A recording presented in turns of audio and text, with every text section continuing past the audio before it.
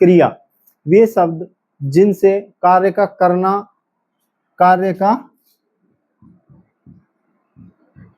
करना या होना पाया जाए, उन्हें हम क्रिया कहते हैं। जैसे राम खाना खा रहा है, तो इसमें क्रिया हमारी खा रहा है। खाना क्या हो गया, हमारा कर्म हो गया, ये क्या हो गया, हमारा कर्ता। तो आप देख पा रहे होंगे इसमें ये क्रिया है। तो इस आसान से है, ज्यादा कोई टफ नहीं है। तो आगे चलते हैं। इसमें क्रिया में एक और होता है, उसे धातु कहते हैं। धातु क्या है? धातु धातु होता है क्रिया का मूल शब्द होता है, जो उसे हम क्या कहते हैं, धातु। क्रिया के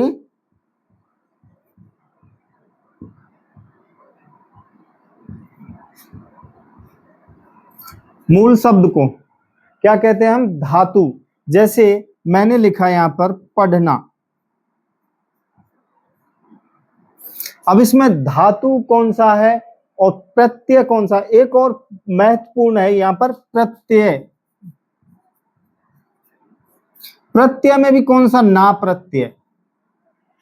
ना प्रत्यय का भी बहुत महत्व है इसमें, आप ध्यान रखना। जैसे मैंने ये शब्द लिखा है यहाँ पर पढ़ना, पढ़ना शब्द लिखा है, तो आप देख पा रहे होंगे इसमें पढ़ धातु है प्लस ना प्रत्यय है। पढ़ना, चलना, चलना में चल धातु है, ना प्रत्यय है। तो इसी प्रकार धातु का प्रत्यय का इनमें क्रिया में बड़ा ही महत्व होता है, ये ध्यान रखने योग्य है। तो आइए आगे चलते हैं, हम आगे देखते हैं इसमें क्रिया के प्रकार। ये 3 प्रकार की होती है।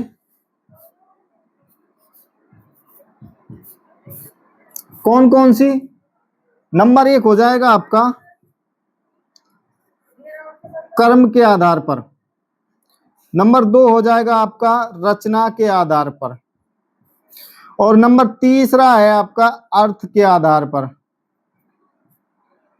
तो आप देख पा रहे होंगे क्रिया का अगर कोई क्वेश्चन आता है तो क्रिया कितने प्रकार की? 3 प्रकार की है, कर्म के आधार पर, रचना के आधार पर, अर्थ के आधार पर। तो आइए आज हम बात करते हैं कर्म के आधार पर क्रिया की। तो यहां से हमें थोड़ा मिटाना पड़ेगा।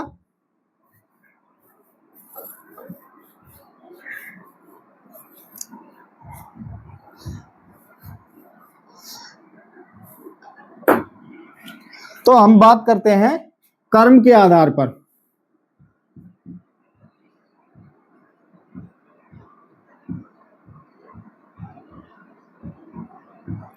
कर्म के आधार पर क्रिया 2 प्रकार की होती है, अकर्मक क्रिया और सकर्मक क्रिया।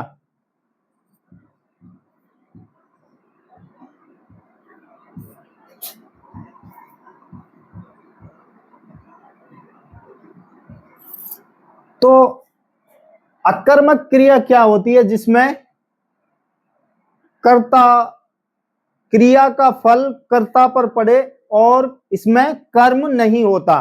तो आइए देखते हैं, इसकी परिभाषा लिख ही देते हैं। इसमें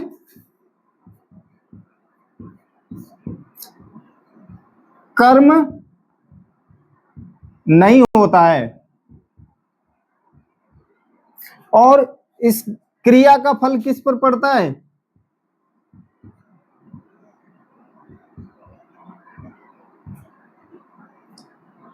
कर्ता पर। जैसे मैं एक लिखता हूं, राम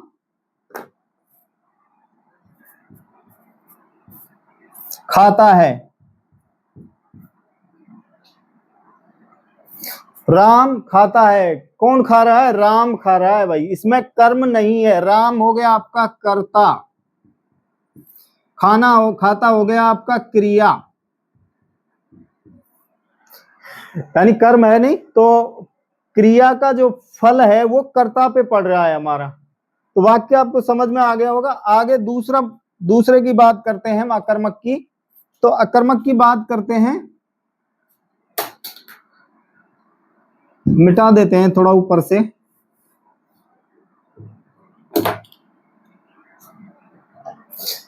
तो दूसरा है आपका सकर्मक। इसमें क्या है, इसमें कर्म होता है और क्रिया का फल है जो कर्म पर पड़ता है, ना कि कर्ता पर। इसमें कर्म होता है और क्रिया का फल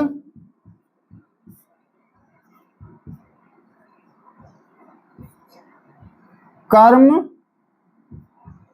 पर पड़ता है। किस पर पड़ता है? क्रिया का फल कर्म पर पड़ता है। जैसे उदाहरण के लिए इसमें इसी को ले लेते हैं, राम खाना खा रहा है या खाता है। तो इसमें हम देख पा रहे हैं कर्म हमने जोड़ दिया खाना, कर्ता हमारा राम हो गया, खा रहा है क्रिया हो गया। तो यहां तक आ गया समझ में आपको। आगे एक महत्वपूर्ण बिंदु है जो वो बताना चाहता हूं मैं आपको। जैसे दोनों सकर्मक और अकर्मक क्रिया दोनों में, हम दोनों के उदाहरण में क्या लगा कर देखते हैं, अगर क्या का उत्तर मिल जाता है तो सकर्मक है और क्या का उत्तर नहीं मिलता है तो वो अकर्मक क्रिया है। जैसे मैंने सकर्मक में लिखा राम खाना खाता है, राम क्या खा या खाता है। तो आपको समझ में आ रहा होगा कि राम क्या खाता है, क्या लगा कि मैंने प्रदर्शित किया है, तो इसको ये इसका उत्तर मिल गया हमें खाना। तो यहां पे कौन सी क्रिया होगी? ये सकर्मक क्रिया होगी आपकी। कौन सी होगी? सकर्मक क्रिया होगी। और अगर मैं अकर्मक के लिए लूं, अकर्मक को लिए यही राम क्या खाता है, तो इसमें सॉरी ये तो इसी का ले लिया मैंने। इस जैसे बच्चा रोता है,